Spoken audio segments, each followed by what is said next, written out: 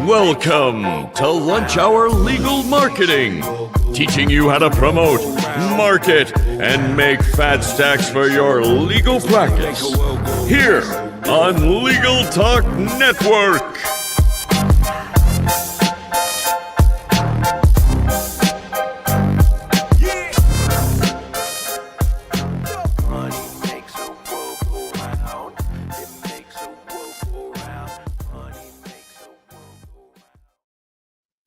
Conrad, it is Thursday, so we are doing. Yeah, Jessica posted this online. Apparently, Thursday is the derivation on something to do with four. I didn't read it deeply, to be honest with you, but Thursday, so must be office hours. Must be office hours for those of you who like to waste 40 minutes of your life talking about all things legal marketing. Gyi, I wanted to start off office hours, and we're probably going to put this live on our next episode launching on Wednesday. We never came clean or announced the winner of the Lunch Hour Legal Marketing Summit FIFA contest. Who was our winner? Who's going to get free? What was it? Free flights, free hotel, and $2,000. I thought. Up to $2,000. Who won the FIFA contest, Gyi? There it is. Read them and weep. Okay. Gyi Tsakalakis. That number one, 93 points. I feel like this is rigged, man. Viva España. Well, you know, a lot of people decided not to actually put their. Well, we didn't decide it. We just forgot for it. Their knockout stage points. Where I was assuming that they would send a reminder email. That wasn't well done, but okay. Well, who was managing that platform? Wow. You. I hear the hatred. Okay, but seriously, congratulations on your mighty win. I will make sure that you have a free ticket to the Lunch Hour Legal Marketing Summit. I'll send you a discount code. Can't wait. Looking forward to seeing everybody in, 15, 16 days here? It's coming up. Less than that. 11 days, 10, 11 days. Definitely coming up. Yeah. Camo updated, and I can now not find anything, including how to zoom myself out a little bit because there's way too much content on the screen, but that's what we would love for you to zoom out because we want to make sure we capture this awesome hat that you're wearing. Oh, there we go. Found it. Figured it out. Nice job. Oh, it is. Speaking of pandering, we're going to be pandering at the Lunch Hour Legal Marketing Summit. Gyi and I will be wearing Alps insurance hats for one of the days. Is that right? All day long? Well, you have to come to find out how much Alps you'll get in your life. But Alps will be represented as a sponsor of Lunch Hour Legal Marketing Summit. And we're super grateful to Alps Insurance and all of our Lunch Hour Legal Marketing Summit sponsors. Speaking of people who paid to be at Lunch Hour Legal Marketing, Gyi, we just kicked 2 people out of the summit. We refunded some thousands of dollars and told them not to come. Why was that? We warned you. Now, and you know, look, I'm going to have some empathy here. Don't have empathy. There's only two types of tickets, right? There's lawyer ticket and in-house marketer ticket. And, you know, let's face it, there are people, both a combination of speakers and attendees, mostly speakers, that are not one of those two categories. But if you are a vendor that's trying to slip in by buying a ticket and you're not an in-house legal marketing or a lawyer, we are going to do an Ignite talk about you at the summit. We will not name and shame on the podcast, but if you want to know who it was who we kicked out of the Lunch Hour Legal Marketing Summit, we will make fun of them from the stage in Nashville. All right, enough about the summit, Gyi. We've got a ton of news to cover, and then we're going to ideally field a question from the audience right now and or make something up to talk about. But news items. Yelp and ChatGPT. Reviews from Yelp populating into ChatGPT. So those of you who thought Yelp was dead and useless, you are wrong, because it is having an impact on AI. It is frequently cited source in AI queries, and now Yelp reviews are going to funnel into ChatGPT. Interesting flex to what I will call weaker players in the AI search market and the directory market. going up against Google. So don't forget about your Yelp reviews, because it's having an impact. And look, let's we'll see how this goes. I was on the Near Media Near Memo recently, and we were doing live Chat GPT bottom of the funnel non-brand lawyer lookups. And this is as recently as today. Guess what? It's still, as of today, here we are, July 30th, Google Business Profile reviews, Google Business Profile URLs in Chat GPT. Now, might that change? Sure. But, people, this is like we've talked about this a lot. This is the new chase. Everybody's like chasing citations around based on what's showing up, and it's changing, and it's highly volatile.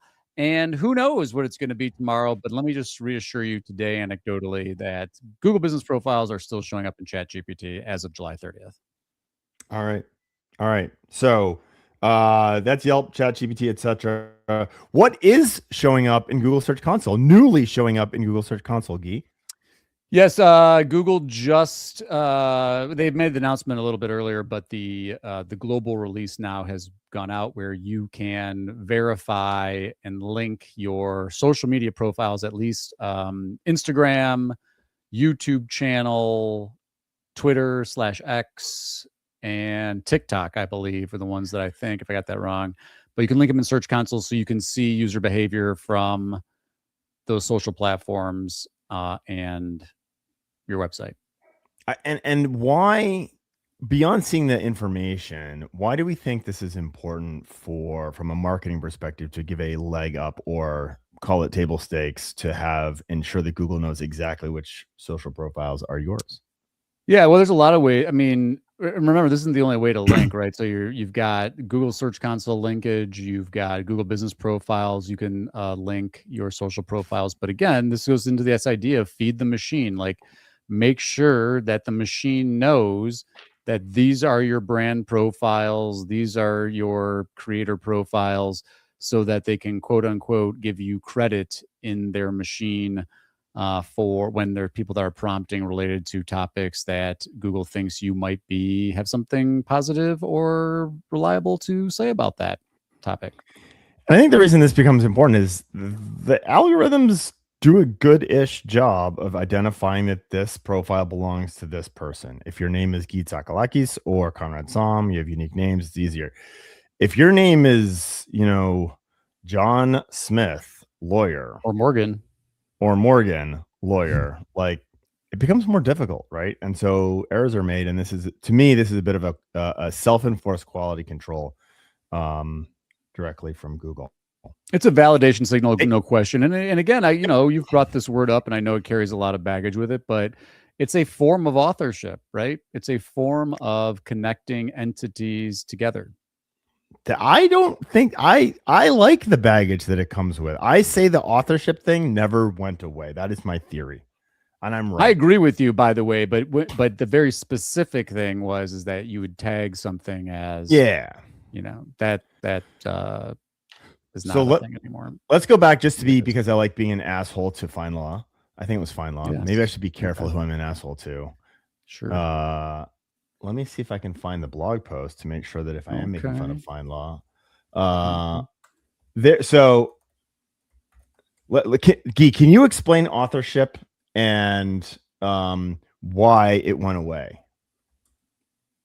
Well, I was going to say, because I wanted to make sure that I actually quoted this properly, but essentially, authorship announced in 2011 lets writers connect content to profiles using markup tags. And what they did is they would surface author profile and byline information right in the search results. So instead of just getting 10 blue links, you'd get the blue link with a little picture of Gyi, and Gyi is founder of AttorneySync. And so that was while it was at the time, I think most people agreed it wasn't a direct ranking factor. My view was always that, guess what? You want to know when people recognize a face in the search results, you don't think that's disproportionately impacting click share? It certainly was. And if you believed back then that user behavior signals were impacting positions, then at least indirectly it was playing a role in your visibility in search results. The end. And this all makes sense, and everything that they've done since that makes sense. What happened, and I won't specifically say that it was final because I'm researching my old blog posts and I can't find this. I think this is one we may have taken down, but content pruning. Content pruning, which is important. We can get into that. But so the concept was this, you had some nefarious vendors who would get you to pay to optimize your website, and they would have registered it to themselves, and then they would go and sell it to the guy across the street. They also did this with authorship, and you could basically change who the author was of a piece of content by changing how it was tagged with Relico's author, which is completely fucking gross. And so after that, after this great idea that Google put forth where you could get your pictures in front of things and you're building this network of who is actually writing things, the legal industry ruined it for everybody by selling it and prostituting the Relico's author, which I think is sad and gross. Well, and again, to your point, I think the underlying idea of Google trying to replicate real world, including authors and distinguishing authors, that's still a thing. And, and where that really plays out mostly is in the idea of brand, right? I mean, when this is why Google associates various personal injury lawyer names with non-brand category queries, because they're saying, hey, this person's name is synonymous with this non-brand query, and that's brand. And part of the way you build brand online is publishing and being a recognized author or creator, whatever you want to call yourself. The creator economy. Okay. Moving on. More news. We're going long on our news here. Here we are. It's a long news day. We've talked a lot about Top Dog on this podcast. Yes. We've been on panels with people from Top Dog. In fact, we invited Top Dog to come speak at the summit. They're not going to be there. They turned us down. They did turn us down. Boo. But maybe they turned us down because they are so busy hiring lawyers, managing partners for a state, for multiple states. If you go check out, I think it's LinkedIn or Indeed, you will find a treasure trove of job opportunities for Top Dog. And this is just a screenshot I grabbed. California, Illinois, North Carolina are some of them. But the reason we bring this up is interesting. Gyi, can you explain why you are going to say, I told you so? Well, to be honest with you, I did not catch this news clipping, but as I'll parse this. So historically, what Top Dog would do is that they would partner with a local law firm and essentially do. I mean, it's because Top Dog is a law firm and James is a lawyer, he could share fees between his partner firms. And so he would do the marketing and he would refer the cases with those partner firms, and would, invested heavily, one of the largest radio media purchasers and probably some other channels as well. But I used to say, I used to talk to firms that were partners, and I was like, look here, just so you know, like, this is years ago, but the game plan here is that it's going to build up marketing presence in your community. He's got the name recognition. He's got the brand recognition. And someday he's going to say, hey, why do I need these partners? I can just open an office myself and kind of switch to what I kind of call the Morgan & Morgan model of franchising, where it's like it's actually a satellite office of the firm. And so, I'm Greek and the Odyssey's out right now. So we'll say, in a classic Trojan horse move, he had these local firms basically fund the marketing in those communities to become competitors. And now he's, he'll just flip a switch, and flip a switch is over selling it, but he'll open his own firm office there, and he's already got brand recognition. He's already generating cases. And so he doesn't have to pay a third of the fee anymore to his partner firms. Brilliant. Told you. Told you so.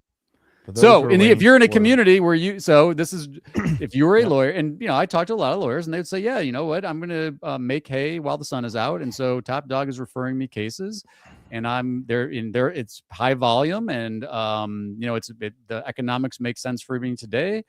But if you're one of these firms, and I'll tell you, in a lot of communities, you go look, if you, and you can, everybody can go look this up. So this isn't like anything secretive, but you could go look at the partner firms in a particular state, and you could see now that Top Dog's Google Business Profile in many instances has more reviews than those partners who were buying leads from him. And so, you created a monster in your own backyard who's now competing for local legal services consumers who are searching Google for non-brand queries. Dun, The end. dun, dun. Okay. Exciting. Watch me parlay this into more shameless promotion of the Lunch Hour Legal Marketing Summit. Christopher Keller, Top Dog, former head of litigation at Top Dog Legal, who sold or was involved in selling Keller Swan Injuries. That was the first purchase, and I believe the only legal acquisition that Top Dog did. They were out of Florida. He will be answering questions about this at where, Gyi? Where do you think he's going to be in the next 2 weeks? Nashville for Lunch Hour Legal Marketing Summit, and we need a sound effect. We should want to have a Lunch Hour Legal Marketing Summit sound effect. We should have something to make fun of ourselves for. We should promoting this so much. Okay, we will do a what's this? Left back. And finally, last in the news, Google Business Profiles. Reviews have been disappearing. Replies to reviews have been disappearing. They're coming back. These were all just stupid bugs out of the underpaid intern who works in Mountain View who didn't get the code exactly right. So if you had issues with reviews disappearing and or your responses to those reviews disappearing, before you panic, maybe they've come back. Go check. And if you're surreptitiously lurking in the background, we would love to answer a question live. You can either ask us in any way you're connected with us or drop a comment on this feed, but love to hear from you to answer questions. But because we always come prepared with some questions that we've seen in other contexts, today's question that I'm going to ask you, Conrad, is actually, this is a timeless one. How do I get more online reviews? We're talking about online reviews. We talked about how Top Dogs generate all these reviews. What you got? I'm a client, and you know what? Let's do this 3 different ways. Let's do this 3 ways. Let's do the I'm brand new. I've just set up my Google Business Profile. Talk to me about how to get online reviews.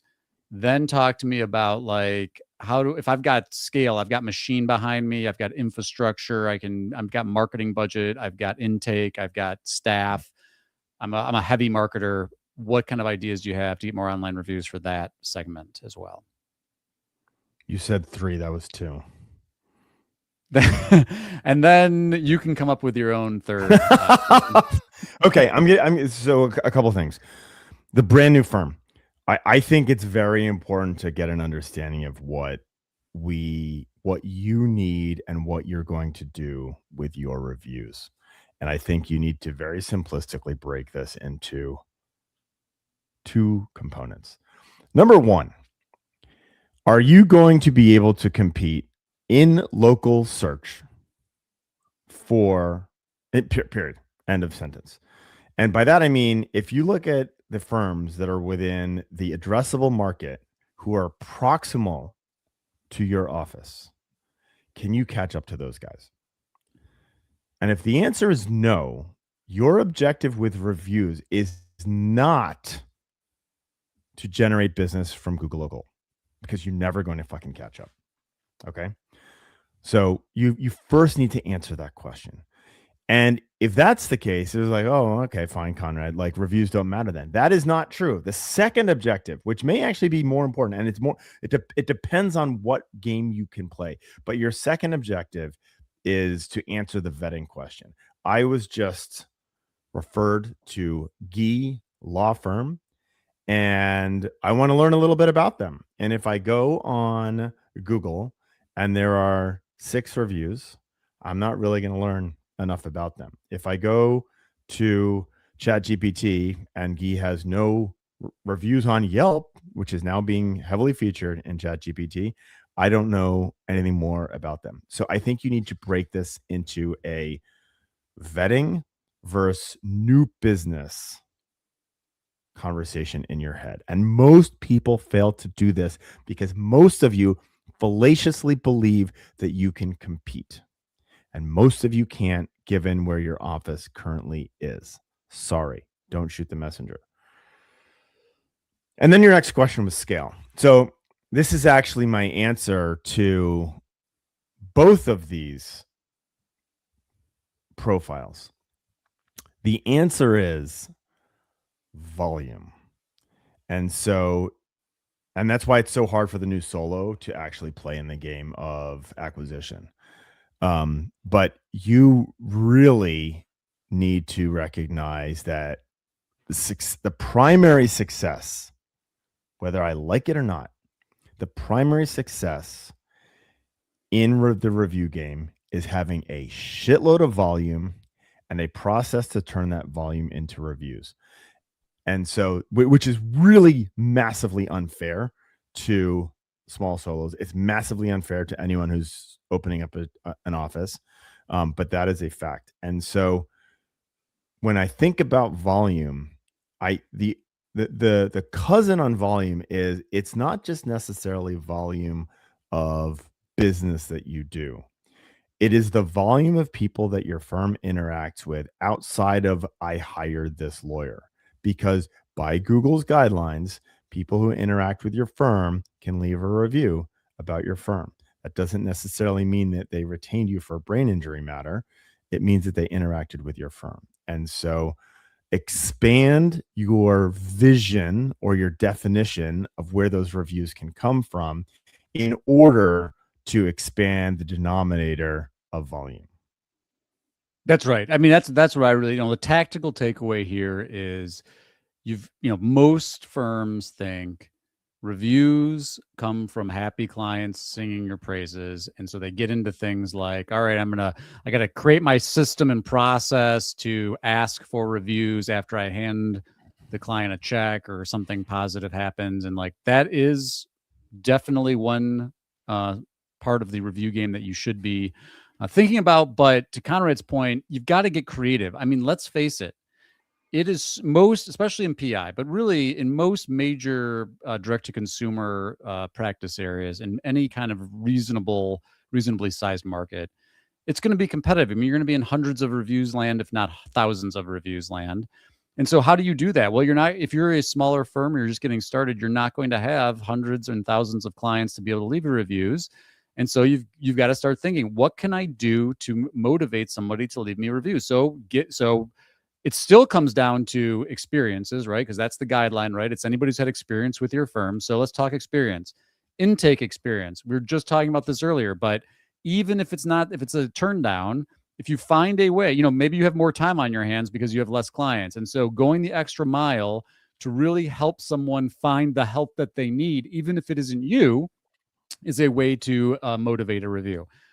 Speaking, right? If you're doing educational content, or you're doing seminars or webinars or in-person events, don't forget to include, like, if you enjoyed this session or if you found this session helpful, go leave a review. I've heard lawyers even get more creative than that. Some lawyers that they partner with a local business. Maybe they host something at the local pizza shop, whether it's a focus group or whether it's like informational content about we do a lot of personal injury stuff. So it's, we're very focused on accident prevention and safety tips and that kind of stuff.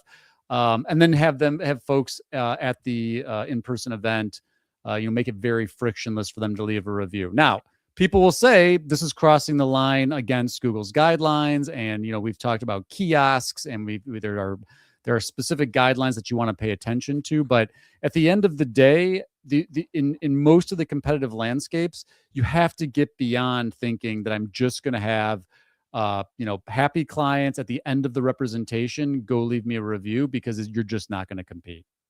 Not going to compete. Yeah. Yep. What else? I think the other thing that's interesting, we talked about, you mentioned the Yelp deal with ChatGPT. How are you talking to clients about diversifying review profiles on other sites? Historically, I'll say what we used to do. we used to be like, look, if you don't have a competitive number of reviews on Google, just focus there. But to your point now, as AI, like, are you more diversifying, or are you still mostly Google? 100%. So this all lives in the context of competitiveness. So one of the things that you could choose to do, you could lose the Google game and win the Yelp game with your 80 reviews. That's great strategy, right? Like we just talked about how it's so hard for the solo firm. Fine. Get all of your reviews on Yelp. Now, Yelp sucks because it's really difficult to get reviews published. Can't even ask. You can't even ask. You can't like they're Facebook. What's that guy's name? Jeremy. I can't remember his last name, but like has some like asinine perspective about how it's unethical to ask for reviews. And so like Yelp has this whole utterly stupid policy about asking for reviews and getting reviews on Yelp. But I'm using this as an example. Go win a thing that you can win, right? Don't try and win the Google game if you're never going to win that, but take your 80 reviews and put them somewhere where you can actually win. I think that's really good strategy. There's also, and I think this is increasingly real, we used to, back in the day, Gyi, we used to have this multi-channel approach. I used to encourage lawyers to get their reviews written on Avvo, right? And then why would you do that?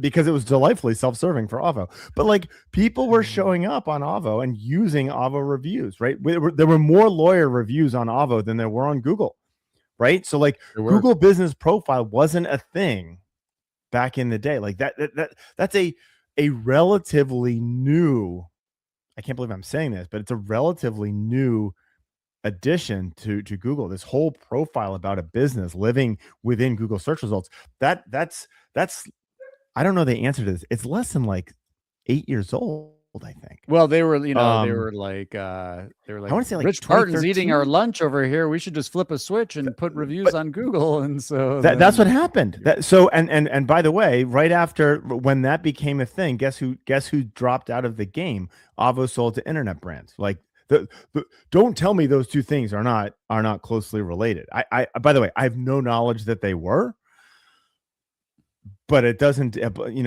there's a great Australianism. Blind Freddy could see that. So anyway, where was I going with that? I don't know. Win where you can win. Be strategic about where you put your reviews. Increasingly, we went from a place where there's reviews everywhere to how do we get the reviews everywhere to show up on Google, right? And now we're going back to the reviews everywhere perspective because of the importance of this be everywhere model. And we talked about this the other day. We could do a segment on this. The abandonment of the hub and spoke model. The hub and spoke model had your website at the center, and the goal was to have everything else supporting getting traffic to your website. That is gone, and that also held true in the review game. The objective was to get people to your site. Yeah. Here's another review thing, because I was thinking about just more reviews more generally. Where are you today? And you can give a little context for folks that don't know what we're talking about, on advising about schema markup on your site for aggregate reviews to generate the snippets. Don't know. I'd have to ask I'd have to ask Chris. So I'll give a little context, and original, and firms just still do. In fact, I wonder if I can pull one up here because I know that it'd be fun. Why don't you explain what it is? Well, I'm trying to understand what you're actually asking, to be honest. Are you talking about the dirty, underhanded approach of getting reviews on every single page of your site through code? Yes. I would not recommend doing that. Okay. And why do you say that? Why do you think that? Because it is very easy to identify, and it has very explicitly been called out. And our good friends at Morgan & Morgan did get slapped down for doing exactly that. Which is why. But what was the slap? So that's my question. What was the slap?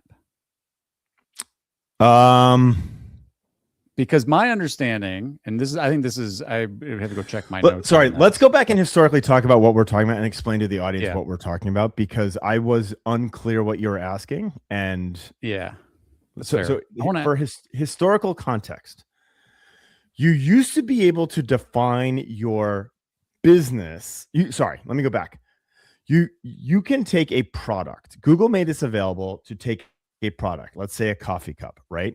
And you could have the product have a specific review count. That meant that reviews about the product could show up on multiple different websites. So the star reviews for that product, if I'm selling coffee cups, I could get those stars showing up across multiple retailers. That was the concept of the product.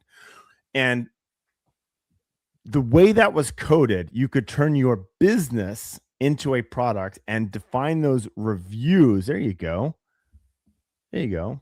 Here's an example. You could define those reviews and you could put that product markup on every page of your site.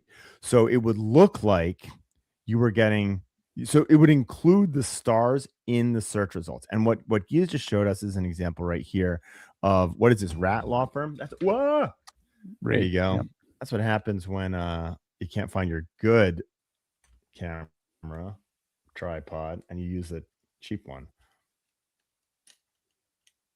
All right, why don't you explain what we're looking at while I try and fix my tripod? The short version here is that you can use structured data markup to show review counts that Google, it does support aggregate review markup. You see it on all the directory sites, Facebook pages, you'll see it. But they also have a guideline that you're not supposed to post self-serving reviews on your own website. And so it's a technical guideline violation. And so the question is,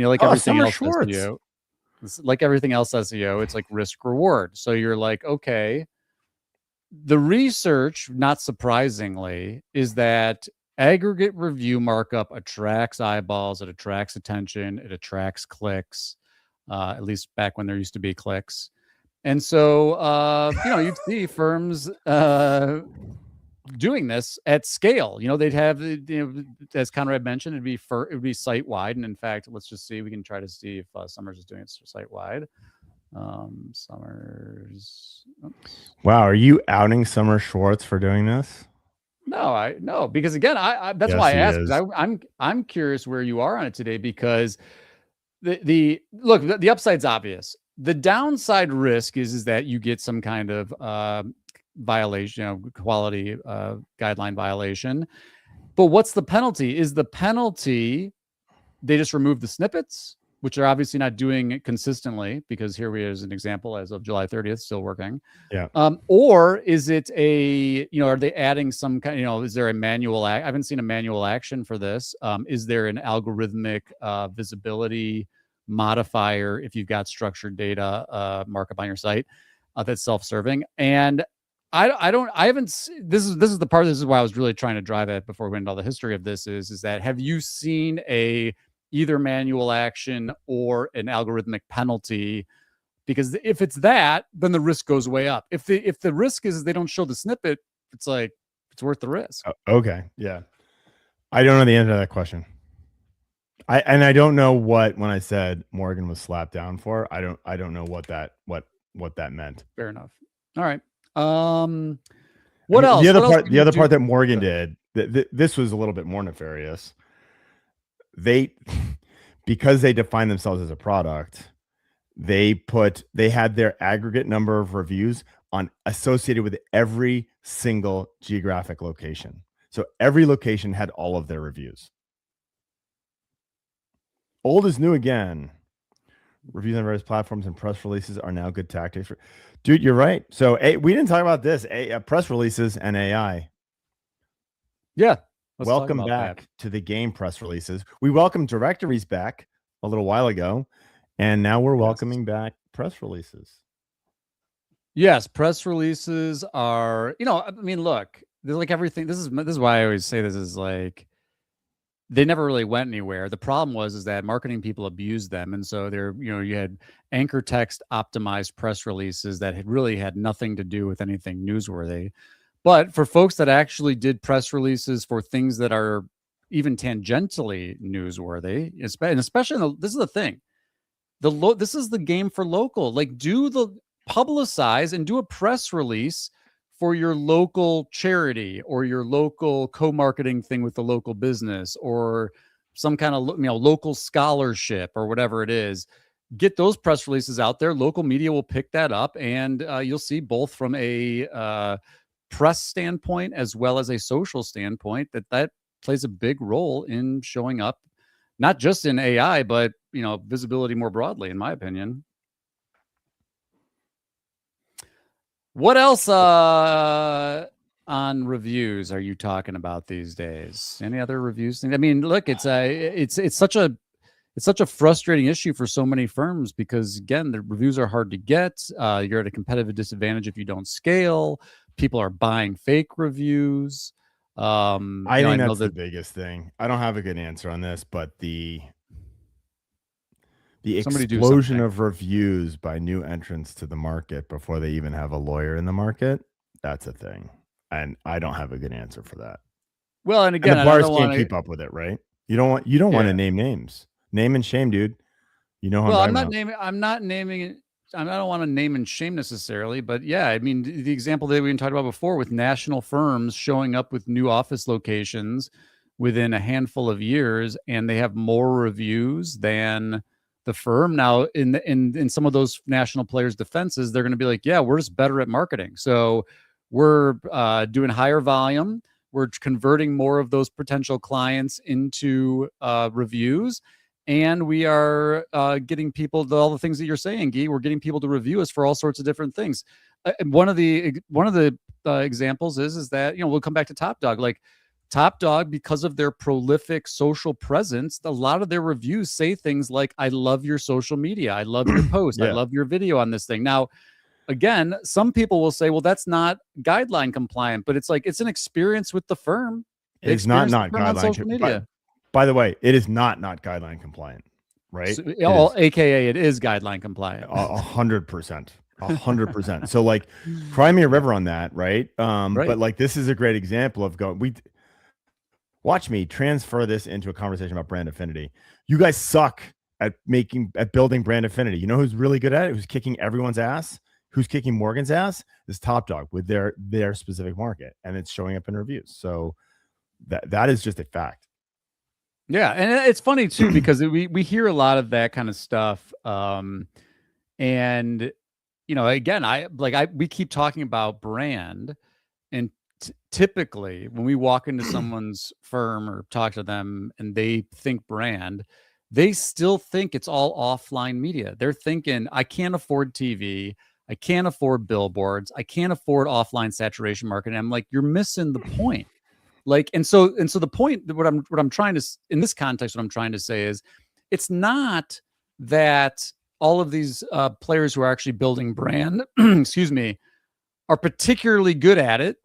It's that the bar is so low. None of the competitors are doing anything to build brand. So it's, these firms are looking at this and they're like, this is wide open for us. So like they just left a huge hole. And not only that, we're using the referral fees from those local offices to fund our brand campaigns to become competitors with them.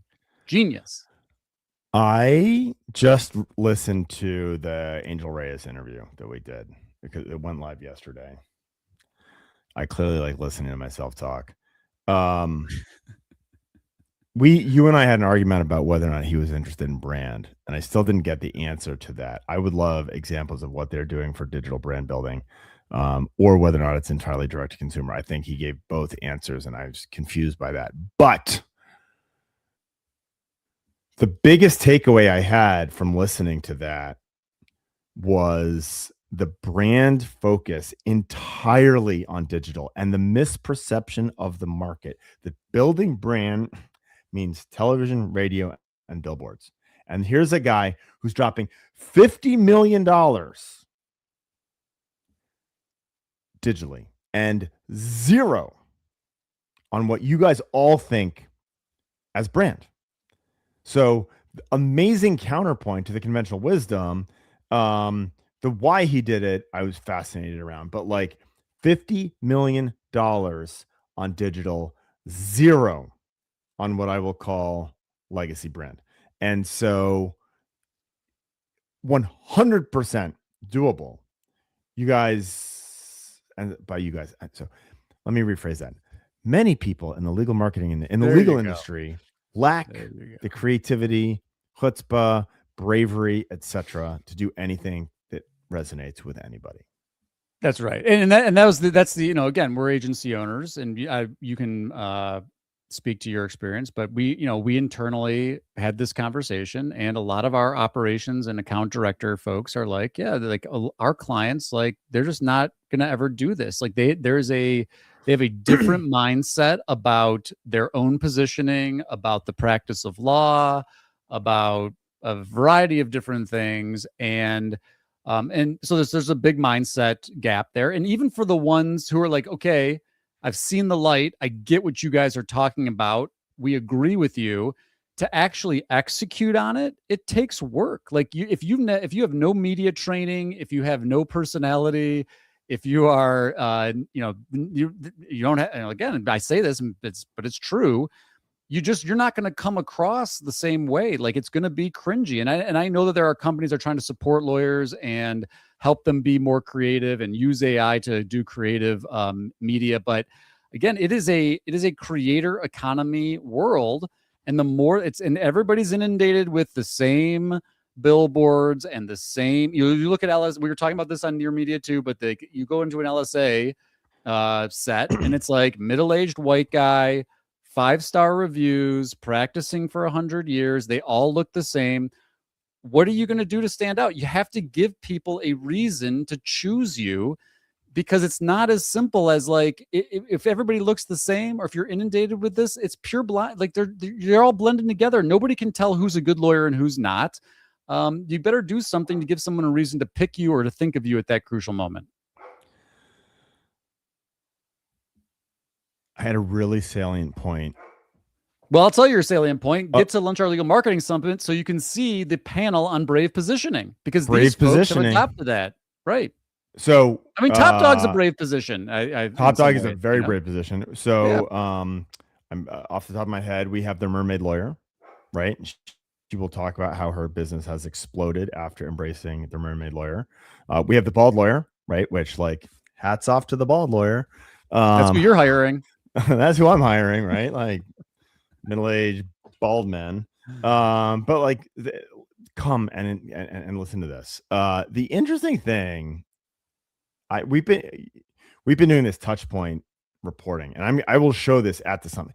Can you put the laugh thing on again? Because we've just been prostituting our own summit like crazy right now.